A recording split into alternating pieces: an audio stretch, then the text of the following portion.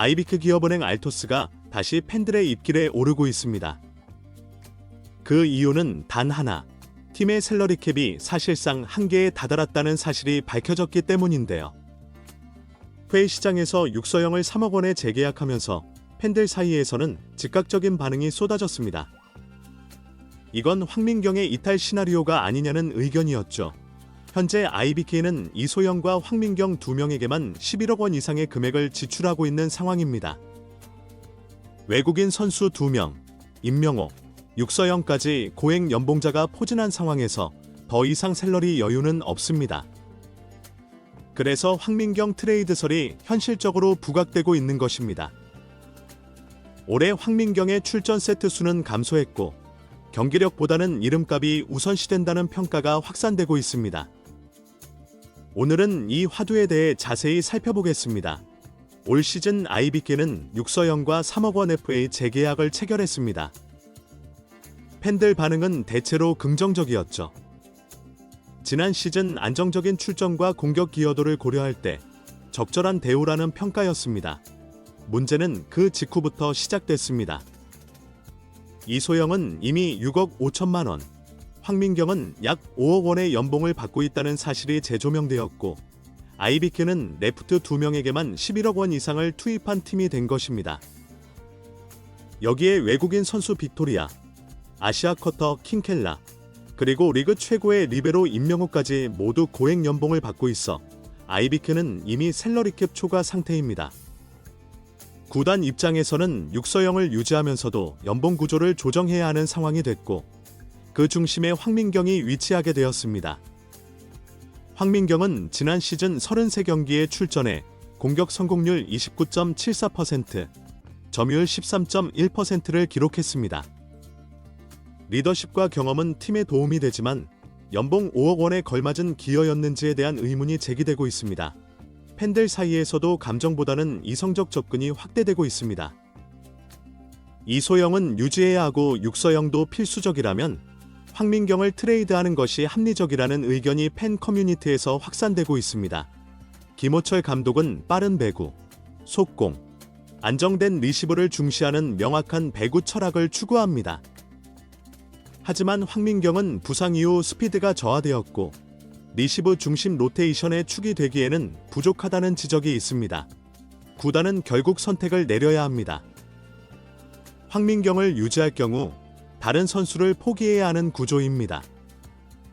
현재 트레이드 움직임이 공식화된 건 아니지만 시즌 개막전 혹은 중반에 예상치 못한 카드가 나올 수 있다는 관측이 나오고 있습니다.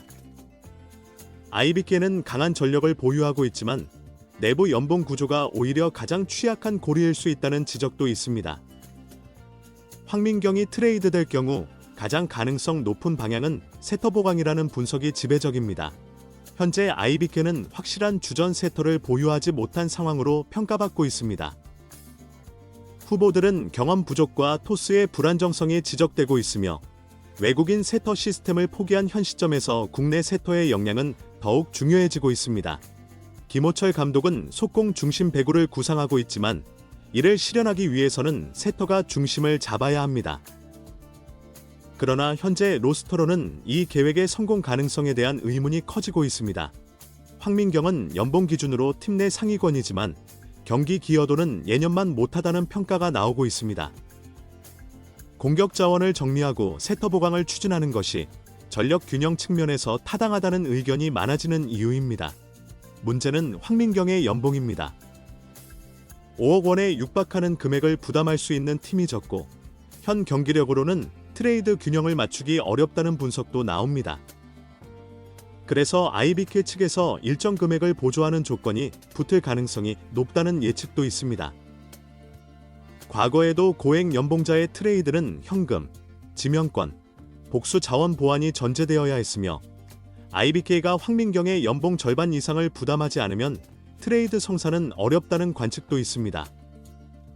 핵심은 IBK가 손해를 감수하고라도 세터 전력 보강에 나설 수 있느냐는 점입니다. 샐러리 캡은 초과되었고 외국인 선수 및 리베로 전력은 확보된 상태. 마지막 퍼즐은 세터입니다. 황민경 트레이드는 구조 재편의 시발점이 될 수 있다는 분석이 힘을 얻고 있습니다. 이 움직임이 현실화된다면 시즌 개막 전 큰 반향을 일으킬 수 있습니다. 팬들 사이에서 이 트레이드가 현실적으로 다가오는 이유는 내부 전력 구조의 비효율성 때문입니다. 단순한 연봉 문제가 아니라 같은 포지션에 유사한 유형의 선수를 다수 보유하고 있다는 점도 문제입니다. 이소영과 황민경은 수비형 아웃사이드 히터로 둘이 동시에 건강할 경우 공존이 어렵다는 것은 이미 지난 시즌 입증되었습니다. 여기에 육서영까지 주전으로 도약하면 윙 스파이커 포지션 중복 문제가 심화됩니다. 킹켈라까지 아웃사이드 히터로 활용될 수 있다면 누군가는 밀려날 수밖에 없습니다. 이 구조에서 황민경이 빠지고 육서영이 주전으로 확실히 자리 잡는다면 오히려 공격 루트는 더욱 다양해질 수 있습니다. 김호철 감독의 속공 중심 배구에 최적화된 전력 구성이 가능해진다는 분석도 나옵니다. 임명욱의 리시브 안정화, 세터와의 호흡이 맞아떨어진다면 빅토리아 아킨켈라 중심의 빠르고 강한 배구가 구현 가능해집니다. 결과적으로 황민경 트레이드는 연봉 조정뿐만 아니라 팀 전술 전환이라는 차원에서도 중요한 분기점이 될 수 있습니다. IBK는 이름값만 보면 강팀이지만 실제 전력 효율성에는 의문이 존재합니다. 정리되지 않은 자원은 경기력 하락과 분위기 저하로 이어질 수 있죠. 황민경 트레이드는 단순한 베테랑의 이적이 아닌 셀러리캡 재조정과 세터 보강이라는 두 가지 목표를 위한 선택이 될 수 있습니다. 프로는 결과로 말해야 하는 세계이며 우승을 노리는 팀에게 감정보다는 현실적인 판단이 요구됩니다. IBK는 여러 번 리빌딩을 시도했지만 중복된 자원 구성으로 아쉬운 성과를 반복해왔습니다. 이번 시즌 거의 모든 퍼즐을 맞춘 IBK. 외국인 선수, 리베로, 미들 블로커, 아웃사이드 히터까지 전력은 안정됐습니다. 마지막 남은 약점이 세터라는 사실은 구단도, 팬들도 모두 알고 있습니다. 균형을 맞춰야 할 시점입니다. 황민경 트레이드는 그 과정의 일부가 될 수 있습니다. 아직 공식 발표나 확정은 없지만 선수와 팬 모두 알고 있죠. 팀을 위해 누군가는 물러서야 하고 그 빈 자리를 통해 새로운 미래가 채워져야 한다는 것을요. 트레이드는 상처를 남기기도 하지만 다시 전진하기 위한 출발점이 될 수 있습니다. IBK는 지금 그 출발선 위에 서 있습니다. 과연 구단은 어떤 선택을 할까요?